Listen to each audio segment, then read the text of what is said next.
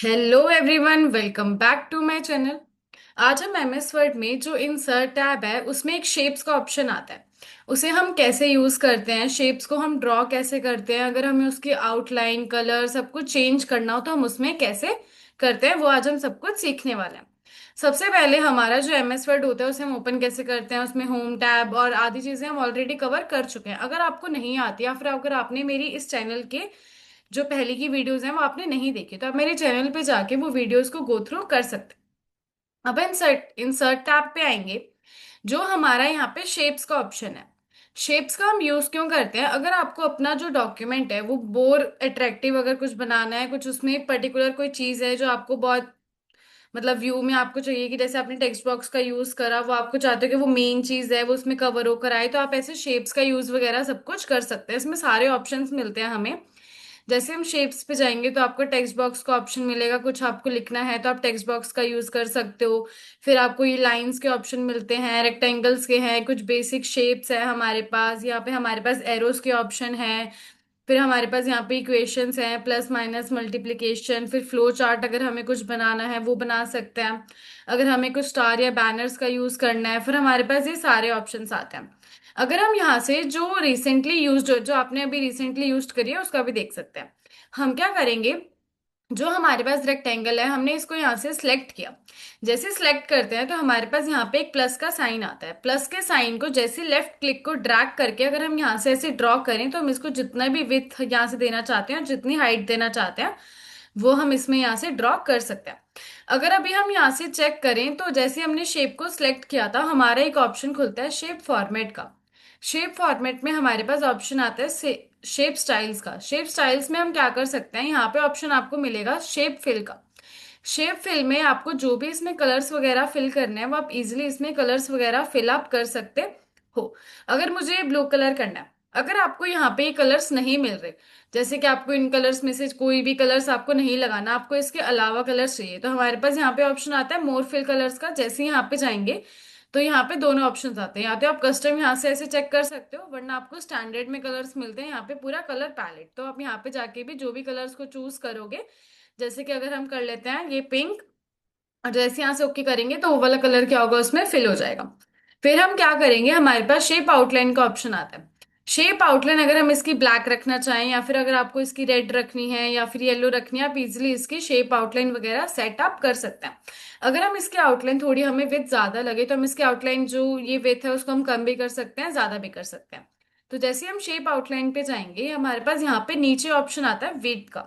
जैसे यहाँ से विथ हम जितनी कम करना चाहें या जितनी विथ इसकी इंक्रीज करना चाहें उतनी विथ हम यहाँ से इंक्रीज वगैरह कर सकते हैं।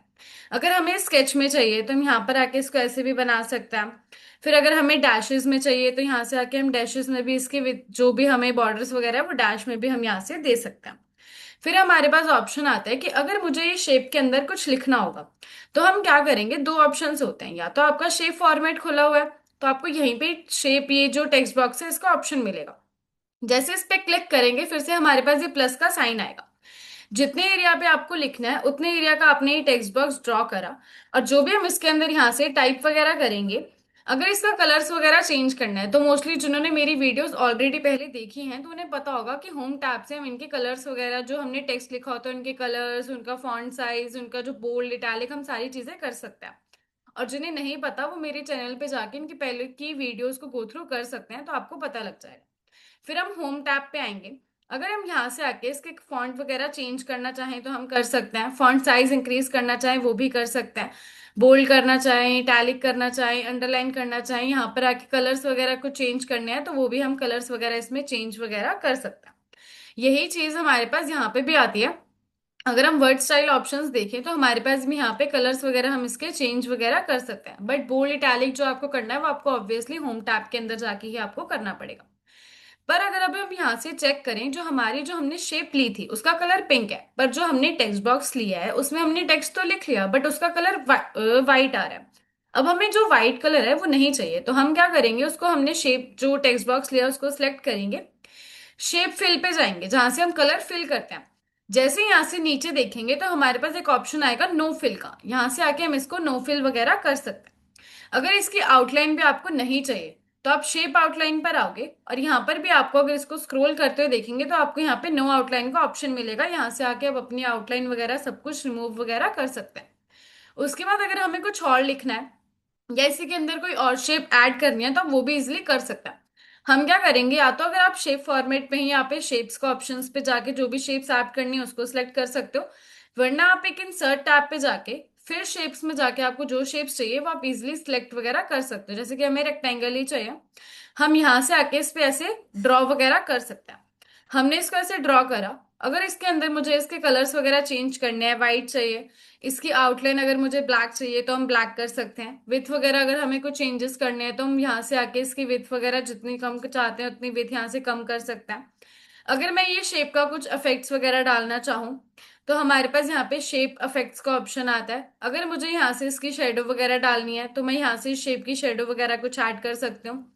आपको दिख रही होगी ऑलरेडी शेडो। अगर रिफ्लेक्शन वगैरह चाहती हूँ थोड़ी सी तो मैं यहाँ पर आके इसकी रिफ्लेक्शन वगैरह ऐड कर सकती हूँ। इसके बाद अगर मैं इसी में कुछ ग्लो वगैरह चाहूँ तो मैं यहाँ पर आके इसमें ग्लो वगैरह ऐड कर सकती हूँ। अगर मुझे इस ग्लो के अलावा जो कलर्स इसमें दिख रहे हैं उसके नहीं चाहिए तो ग्लो में यहाँ पे ऑप्शन आता है मोर ग्लो कलर्स का, तो मैं यहाँ पर भी आके इसमें क्या कर सकती हूँ, चेंजेस वगैरह कर सकती हूँ जो भी मुझे उसमें कलर्स वगैरह चाहिए होंगे।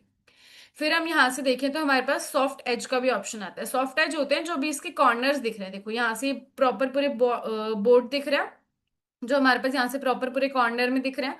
शेप इफेक्ट्स में आएंगे, सॉफ्ट एज में जाके उसके एजेस वगैरह हम यहाँ से जितने कम चाहें उतने एजेस वगैरह यहाँ से कम भी कर सकते हैं।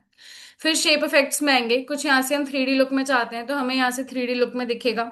फिर हम यहाँ पर आएंगे, कुछ 3D रोटेशन देखना चाहें तो हम यहाँ पर आके इसकी 3D रोटेशन वगैरह भी देख सकते हैं। ये था हमारा शेप्स का टॉपिक।